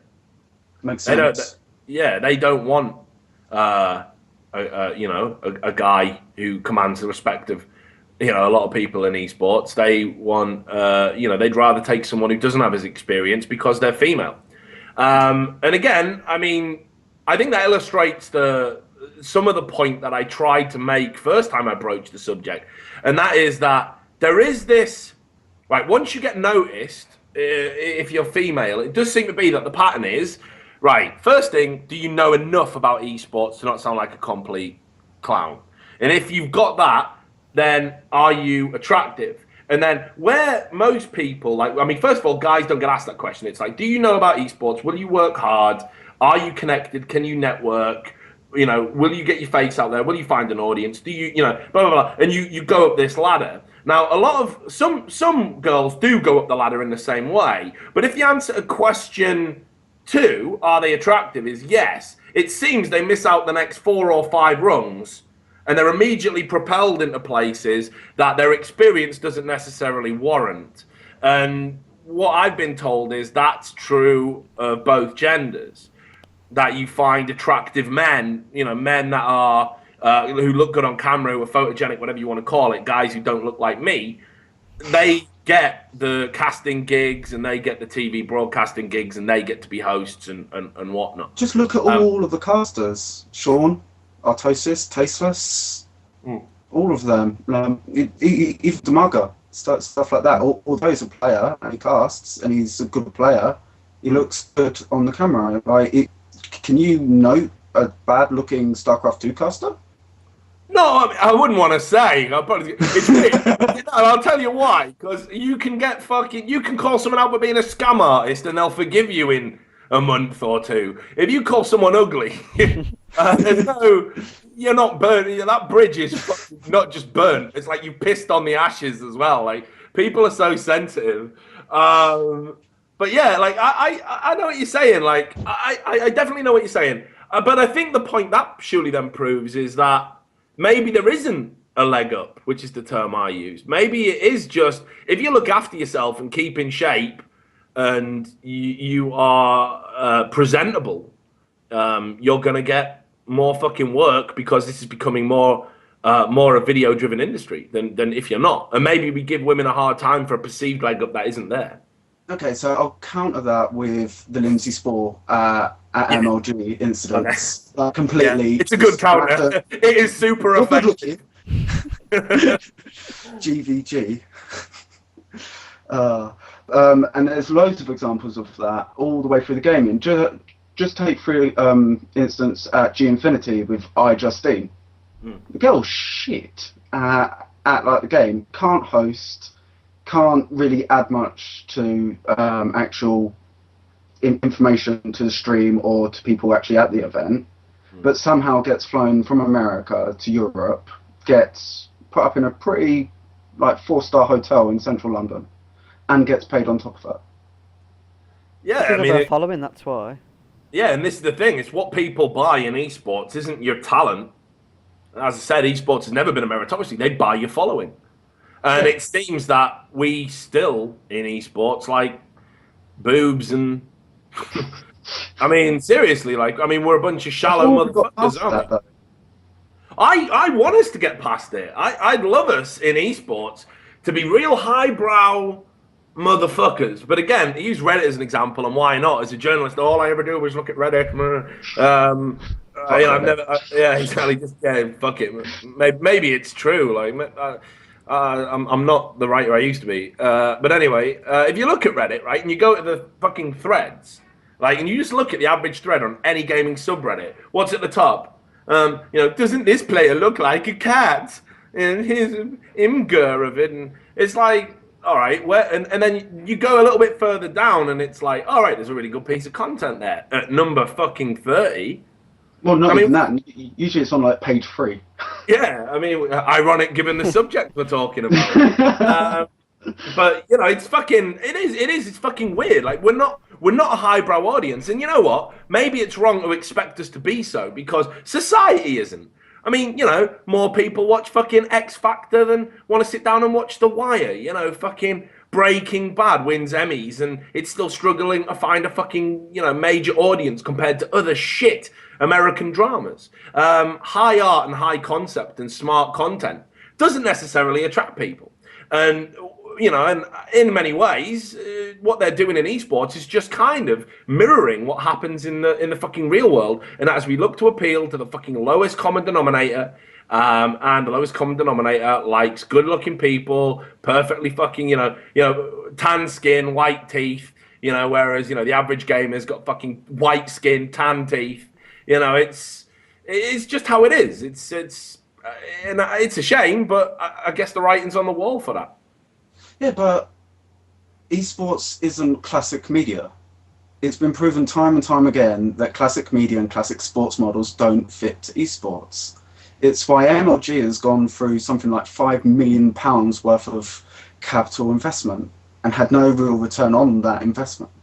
Yeah. Apart from its size. Like, it proves that just pumping money or trying to give it a shape of sports just doesn't work because it doesn't fit the demographic or the audience for it. Like in StarCraft 2, we did go through that period of where there wasn't a female host or even an interviewer for a good 3 or 4 months. Let's get your thoughts on this promises thing, because you're a journalist like me. I mean, not like me because you're quite affable and nice to people, whereas I'm just an asshole. But you are a journalist. What's your take on it all? Here's a good question for you, given that you're a journalist. Have you felt uncomfortable writing about any of this stuff? And have you written about any of this stuff? I kind of do feel uncomfortable with writing content like that, especially under the Definitive Esports banner. We're not quite as big as Heaven Media. We're very reliant on community and our impressions given by our viewers, because our revenue stream is purely by us in the company and by sponsors.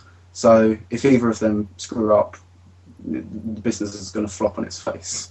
Yeah. But also on the flip side of it is that we're very mindful of burning bridges. So this with EG, of like they have a blacklist. We can't afford to go to a DreamHack and not get an interview with In Control or with XYZ. There, we just literally can't afford to lose 100,000 views on an interview on YouTube and then 50,000 views on the website because of the link back. Do you ever think maybe though that the look, it hasn't worked for me, so I wouldn't necessarily advocate it. But you can attract a big audience by fucking writing something that, you know, kicks the fucking hornet's nest, stirs the pot, draws attention to a particular topic. I mean, whichever people think I'm doing when I address difficult subjects. You know, I'm just at the stage now where I don't care. I'm never going to be a top-tier esports personality. You know, I've fucking accepted that. I'm never going to see the big money. I've accepted that. And you know what? I'm employed by a company who have embraced what they get with me, which is, you know, someone who from time to time is going to fucking get in trouble, cause a shitstorm, accidentally piss someone off who's maybe given us money.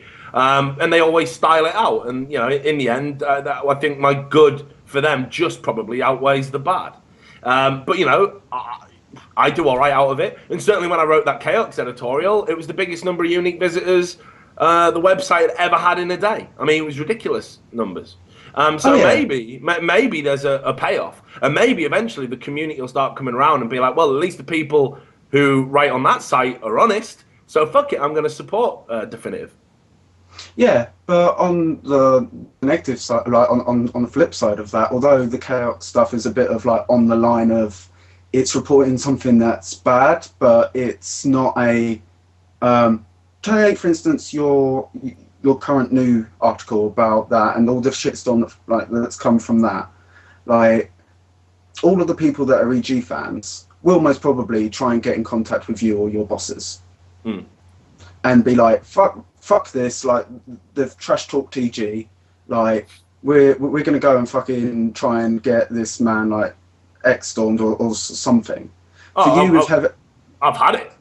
Yeah, we've also had it already, and defended it really hard. We have lost sponsors over it, but it's just come to that point of where Definitive can't take a knockback like that again. Last year we had that exact knockback. We lost 3 sponsors. A lot of shit went bad, so we came forwards, relaunched, got new sponsors. We can't afford to take a knockback like that. But it's also on the level of I feel that I can't do that, even though I'm my own boss inside my own company, which is a bit bizarre. Like, you and your bosses feel like it's fine because you're big enough and you don't support yourself on sponsors. Like, you rely on other avenues, whereas us as basically a community site relies on sponsors to stay afloat. I guess that's the problem. You know, it is a shame that we exist in an environment where everyone's so hung up on making money. No one wants an honest, environment within which, you know, for example, I talked about this. I wanted to do a piece on hardware. I wanted to do a piece on fucking, people who make gaming peripherals, the environments that the workers in their factories and all that exist in, right? Now, I've had invites to all of these fucking factories in the past. Come and do an article about how great we are. I said to a few of them, can I come out and do this article? Nah, no way. That invite we gave you 3 months ago to write a powder puff piece about our peripherals, that invite's off the table. And it makes me worried about what I might find. And I just don't understand why we all don't want to fucking exist in an ethical and fucking, honest environment. Like, so we can all make ethical and honest money. It's not like we need to be fucking bullshit artists to get paid. We don't need to resort to that. It's not like we need to exploit people or to have unethical practices, We've got a moral responsibility to make this industry grown up and fall in line with all the other industries that have these fucking, regulations in place. Sorry, go on. But going for, like, in that, like, time period in between, like, now where, like, you get so fucking shit on, and that time period where, like, in normal day press, where if someone's criticizing someone, you appreciate it because they're taking an opposite opinion to the popular view. How do you monetize that? Because Google AdSense is shit. It's like 0.001 pence per impression. You got sponsors who are interested in your positive connections and your view with like the community, and will drop you like a steaming pile of shit if you like seem really badly. Got venture capitalists, which they're not really interested in, to be completely honest. Yeah. Like, what are you expecting people to keep? Like, as you said, like, you as a journalist could live, like, on people's couches and live yourself. Imagine doing that whilst also running a business. Oh yeah, it'd be a fucking nightmare. I mean, I'll put it straight honest. If I don't even know if I'd have enough stock. Like, if I didn't have this job, I don't know if anyone would pick me up. I don't know if there was anyone out there like a fucking DreamHack or an ESL would want to work with me, given the nature of what I like to do. And if I wanted to stay involved with esports, and to be honest, if I didn't have a paid job, I wouldn't do it. That passion, that fire went out a long time ago. I mean, the only option available to me at that point would be blogs and maybe Google ads or some shit. And I sure as shit ain't going to make a living off that. So it'll be the end of it. So it's interesting in a way that, we talk about how the community control these companies and organizations. They can vote with their feet.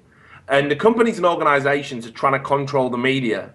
And they only want positive spin out there. They don't want any negative stories. They don't want any investigative journalists. They don't want anyone opening closets and finding skeletons inside. So ultimately, the final responsibility does come down, if we look at it circularly, to the fucking users. Yep. And they've got to fucking step up and get fucking educated. And, people might think it's hilarious that, EG operate a journalist blacklist. And I'm not just talking about this because I'm on it. Any organization that blacklists any fucking journalist because of articles they wrote, we should be saying, right, well, fuck you then. I'm not clicking on that interview because, I'm not clicking on that fucking video because the journalists that are doing that are clearly incentivized to write or to record the content in the first place. And, the users shouldn't click on it.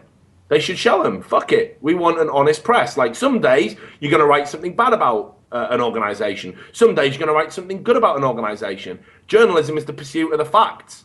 I can't be an extension of your PR division. It's as simple as that. It's what I see teams viewing media at the minute, and the same thing goes for sponsors. But it's okay for sponsors because they're giving you money for exposure. Is that they see them as an extension of themselves to be like, hey, we're brilliant, whereas they're not. Like you see on teams and loads of personal streams of like, they'll have a Twitch like subscribe, but underneath they'll have a PayPal as well. Yeah. Donation. There's loads of pages. Like, I think having the PayPal thing is a fucking disgrace.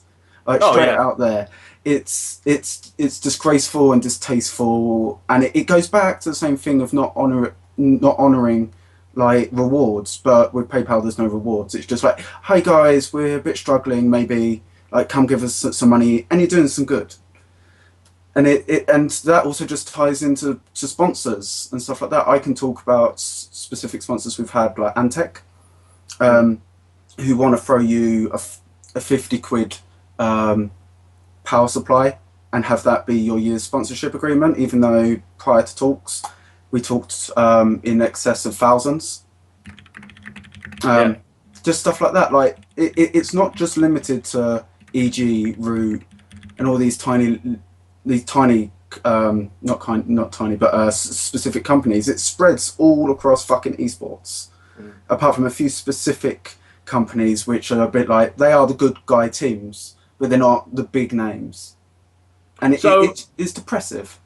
Yeah. So where do you? I mean, like, again, if you could fucking click your fingers and sort of fix the problem, like, I mean, because it's a culture now. We've got a culture of where it's become acceptable for people to just straight up ask for money, and I find it, interesting because the same people. I mean, the same people who were saying that it's okay, it's just a donation, we get to choose how we spend our cash, are the same people who were saying don't promote a pledge drive for a guy who's just lost his legs. And they're probably the same people who walk past homeless people on their way home from work and do the pat down. Oh, I've got no money, mate, got no money, sorry. If they even acknowledge them at all.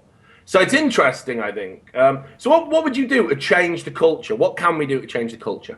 What I want is not an honest Reddit, but I want like a place to go to where it's like esports news, which can be whatever the fuck it is, but it's good news. Like an esports wrap up.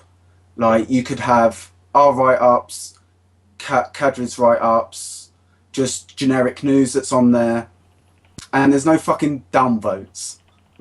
Downvotes is the most fucking appalling thing that I've ever realised in the invention of that. Of like it fucked Reddit good and hard, and basically made it almost a parody of what it could be. But look, I tell you what, Adam, I feel like we're about to stray into murky territory. My 10 o'clock deadline has arrived.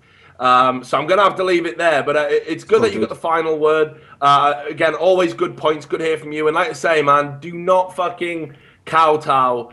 Do not feel that pressure. I know it's easy for me to say it. But fuck it. Like, if the worst comes to the worst and your website come under, I will try and swoop in and give you jobs, and we'll go to some utopia where, you know, genuine esports journalism is respected and revered. So thanks a lot for being the last caller. Cheers, brother. All the best, man. Take care. So that was Adam from Definitive Esports, initially talking about the esports wives thing, and then kind of getting on to the whole how these businesses, organizations, sponsors control the media output that you listen to. I'm starting to sound a bit like Alex Jones. It's the media, people. They're controlled by big business. He's right, though. He is right. He's mental, but he's right. He's right. Anyway, to round up the show, I've got to say, first of all, sorry to Ben, our regular caller, Ben Hedworth, who I've kept in regular contact with since his great introduction to you all a few weeks ago. He's a class act and a real good dude and a great caller, but not got time for him this week because of the off-license thing. But he's great, and I reckon we're going to see more of him. I absolutely believe it wholeheartedly. But how I wanted to end the show this week is, I don't know, for regular viewers, you might have seen this thing. I got compared to a blobfish, and I'm just going to let my producer bring up the picture of what I got compared to. But there's been a new link, and it's basically in defense of the blobfish, and there's a reason why it looks like it does. And looks like me, apparently, because of its nose. And if you read the last paragraph on that, it says, if you were put 4,000 feet below water, your organs would be crushed, and you'd probably be turned into some sort of paste. Meanwhile, the blobfish looks just like, well, a fish. So it actually has a very valid reason to looking like it does. And I work in a similar high-pressure environment. I work in esports journalism, which in many ways is a lot like the bottom of the ocean. It's murky, it's dark, it's terrifying. Things lunge out at you, and you can never be certain when a little light of phosphorance is dangling in front of you, whether it's going to be something good or something terrible waiting for you at the end of it. So that's why I look like the way I do. This is the necessary physique for an esports journalist and a blobfish. So I want you all to think about that next time you think about flaming me. Because really, you know, the joke is kind of on you. Yeah, okay, you don't look like a blobfish, but again, the joke is on you. Anyway, I'd like to thank all the callers. I'd like to thank my producer, Gareth, for doing a great job of fucking up the calls and dragging them in slowly. And you're welcome. What I liked, Gareth, was you actually managed to end all the segments before I did the death stare at the webcam this week, so that's good. I might just have to leave it on at the end, though. Yeah, well, fuck it, let's do it. I want to thank everyone for tuning in. I noticed there was a massive spike. Our viewers doubled, and I'm not sure what it was. Was it talking about Dota? Was it talking about women? Was it talking about scammers? I do not know. But the esports wives thing definitely piqued the interest.